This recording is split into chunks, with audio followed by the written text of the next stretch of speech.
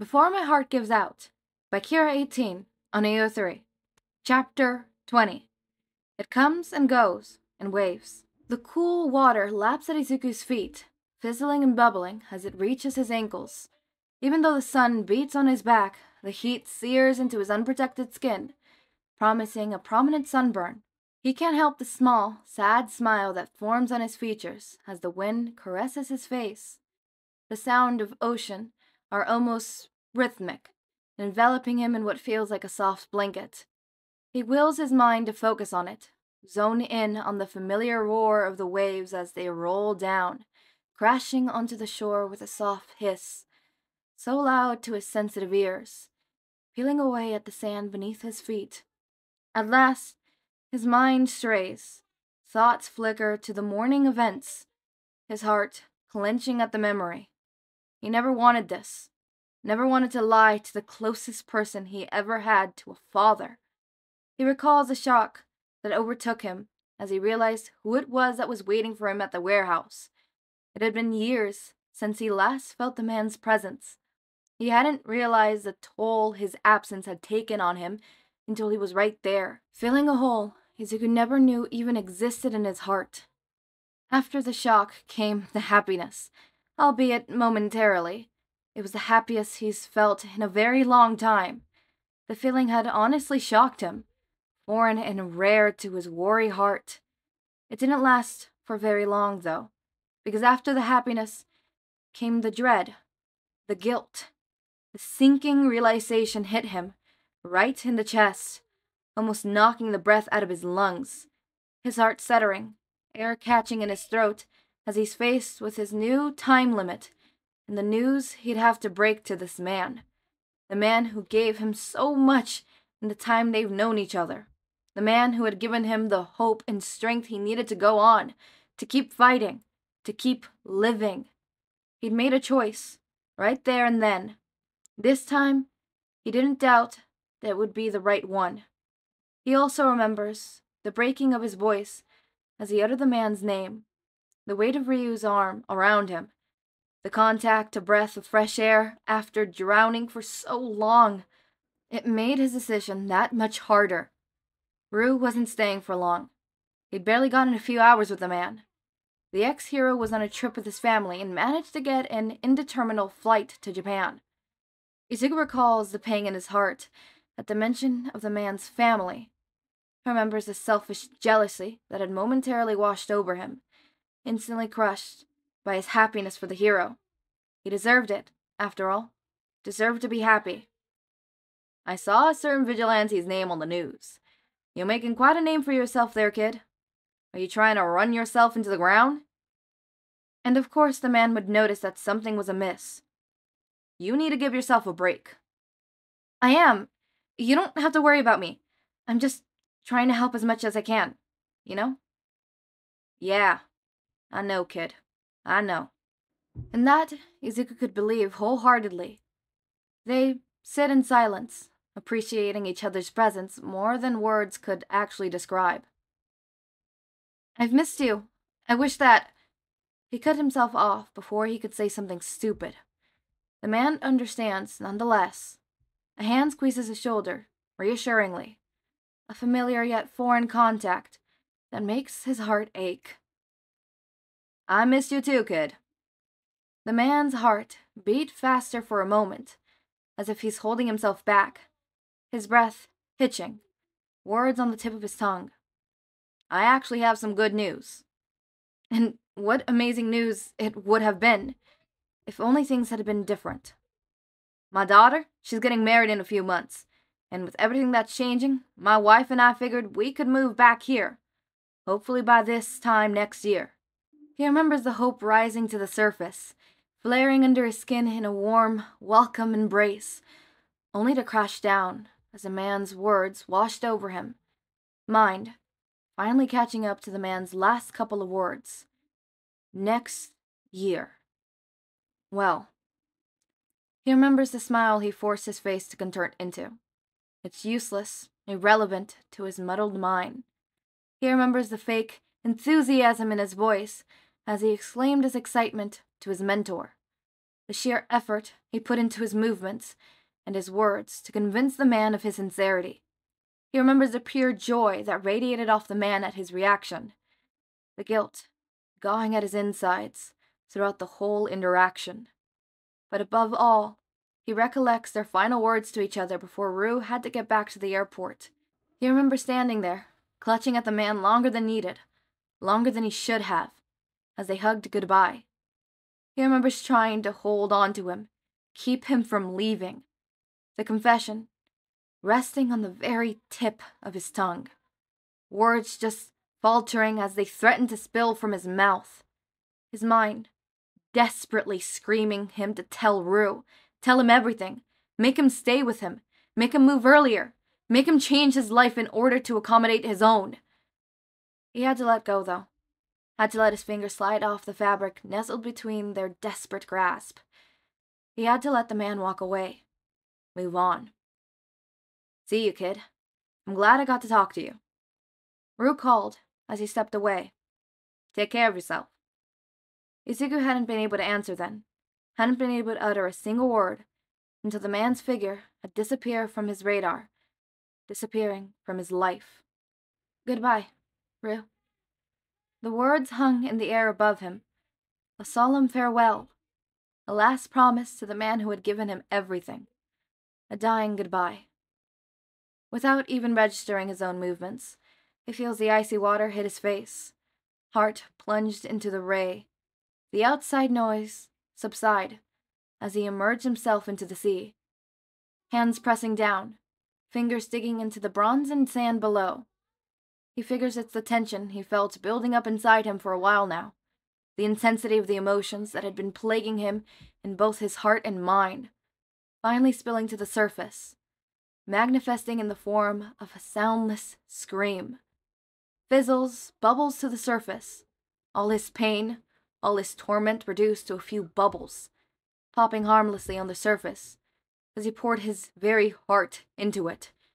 His throat hurt when he finally lifts his head back up, hair matted against his damp forehead, dripping onto his tear-stained cheeks, down his neck, making his whole body shiver. A humorless laugh erupts from his abused throat as he senses the sea ahead, too calm, too sincere for his racing thoughts, too perfect for his shattering heart. He lets himself fall back, hitting the sand with a soft thud, body sagging under the released tension. He imagines what it would be like right now if he was able to look up, watch the clouds move across the pale blue sky. He imagines how calming it would have been to sit there, watching the world move around him.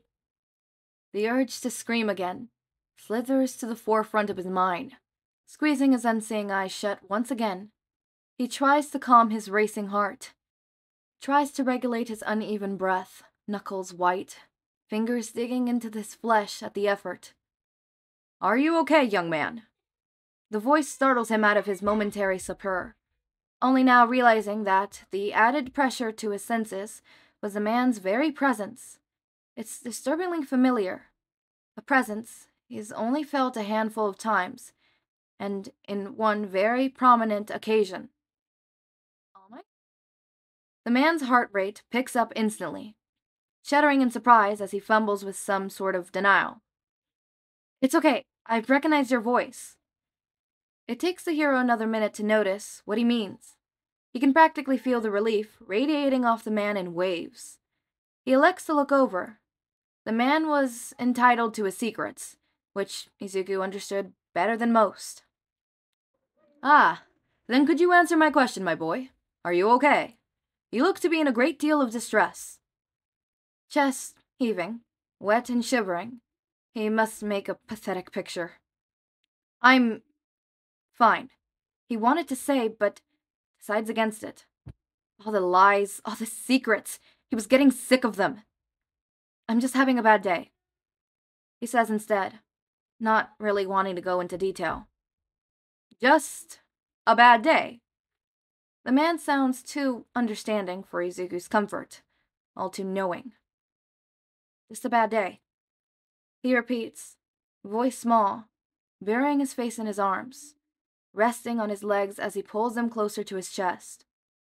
Well, the man starts as he flops down onto the sand next to him, skinny limbs sticking out awkwardly as he crosses his legs. And yes, Izuku wasn't going to question that particular form the number one hero held occasionally. If there's something I learned in my line of work, it's that no matter how hard things get, how harsh the world may seem, one must always remember to smile. And Izuku wanted to argue at that, wanted to scream at the man that it wasn't that easy. It couldn't be. But what if it was? Talking about it can also help, my boy. The hero continues, oblivious to Izuku's raging thoughts. If not to me, then to your friends or your family, even if it is, as you say, just a bad day. All Might's phone buzzes after that. The number one hero is busy, after all. So Izuku spends the rest of the morning contemplating his words. He still doesn't have an answer for when he finally gets up to leave, but at least he's considering it. One thing is made clear to him, though. He can't keep pushing the people who cared about him. He didn't mean...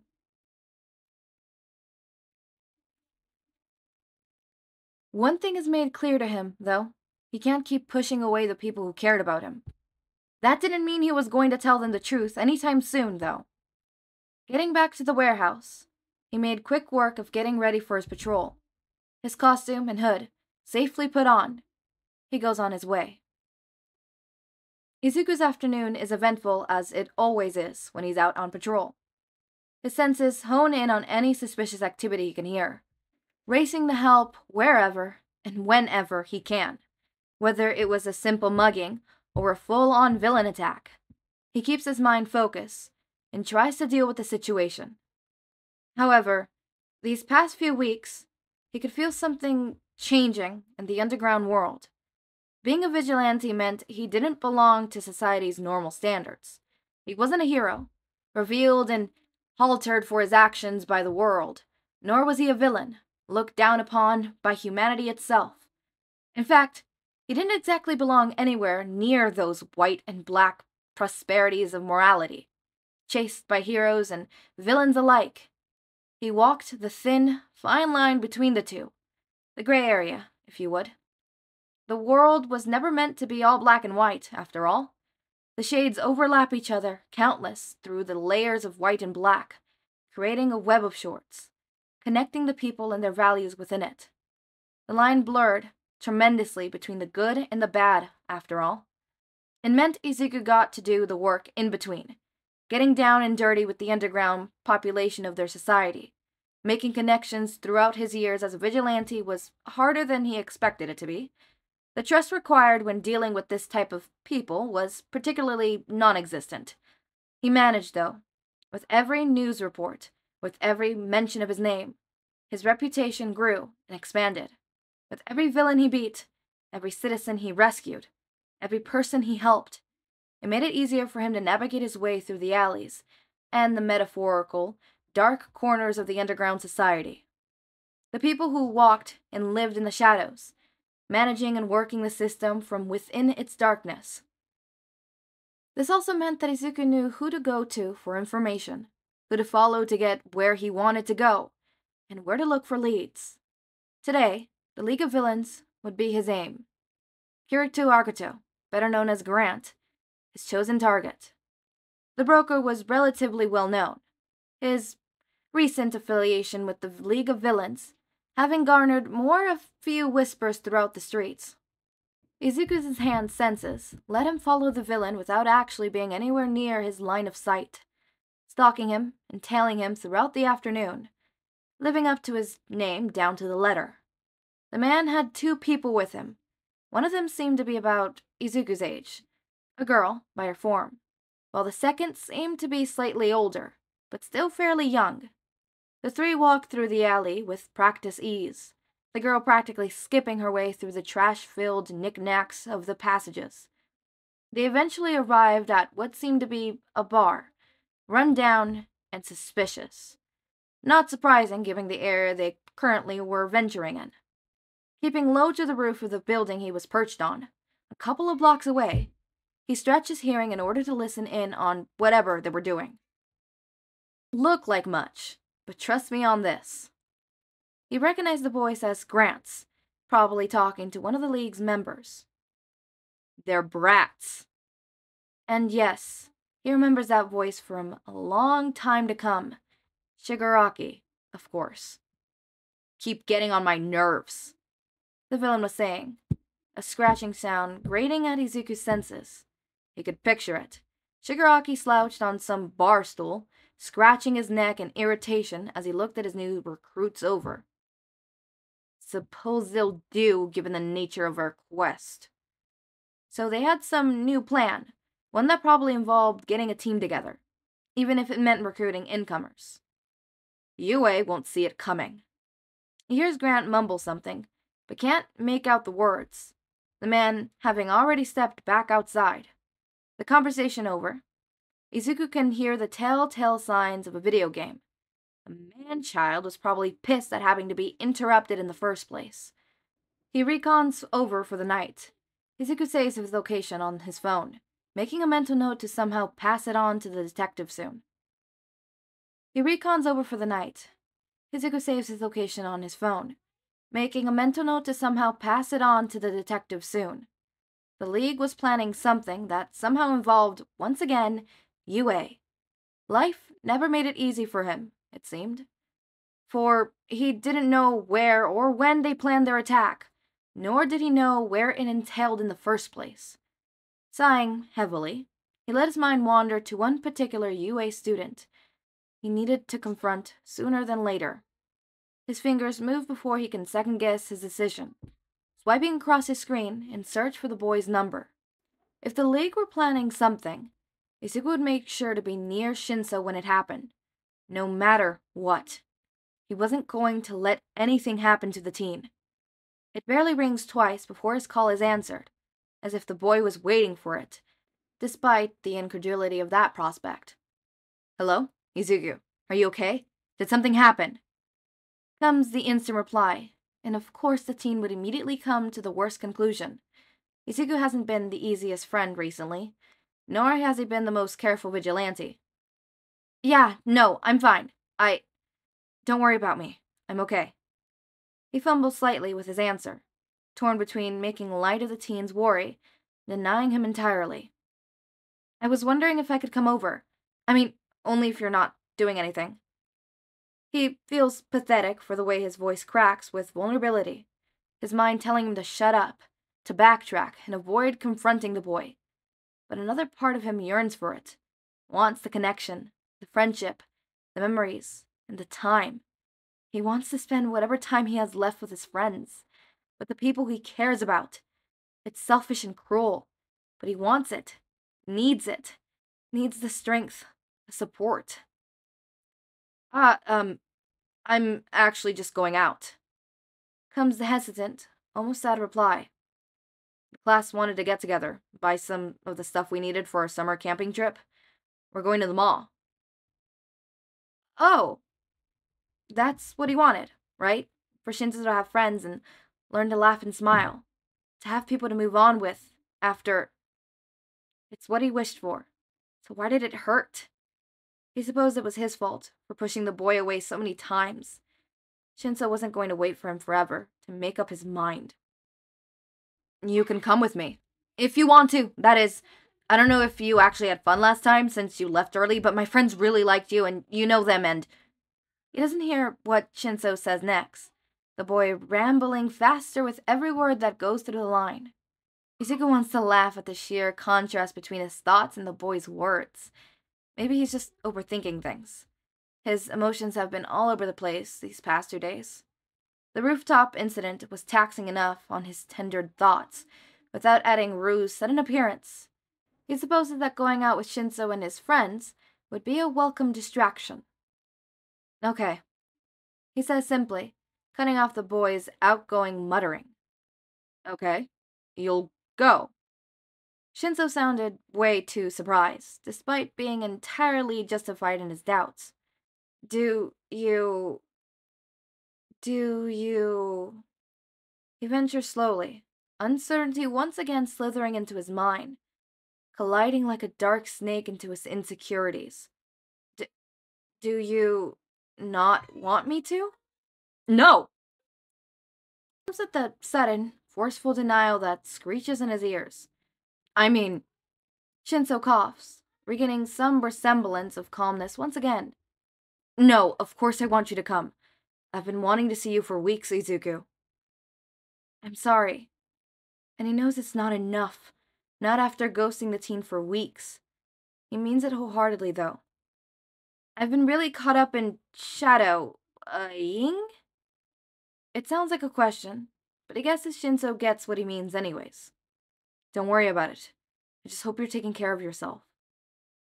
The boy sounds worried again, and that's the last thing Izuku wants him to be. You definitely need a break, though. So, meet me at Kashina's Ward's shopping mall at 8?